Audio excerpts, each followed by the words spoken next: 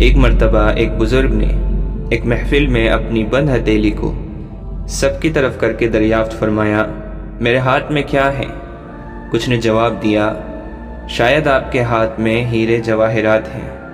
پھر ایک صاحب سے پوچھا، انہوں نے بھی کچھ سوچ کے بعد یہی جواب دیا، شاید آپ کے ہاتھ میں سونا ہے۔ پھر پوچھنے پر ایک نے جواب دیا کہ آپ کے ہاتھ میں اگر ہیرے جواہرات نہیں اور سونا بھی نہیں ہے تو یقیناً چاندی یا کوئی قیمتی چیز ہوگی۔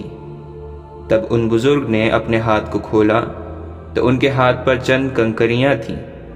سب حیران رہ گئے۔ ارشاد کیا، عورت کی مثال اس بند مٹھی کی طرح کی ہے، اگر وہ بند ہے یعنی باپردہ ہے تو ہیرے جواہرات، سونا چاندی اور اس کی طرح بیش بہا قیمت ہے، لیکن اگر وہ مٹھی کی طرح کھل جائے، بے پردہ ہو جائے، تو پھر وہ بے وقعت پتھر یعنی کنکریوں کی مانند ہے، جس کی نہ کوئی عزت ہے اور نہ کوئی قیمت۔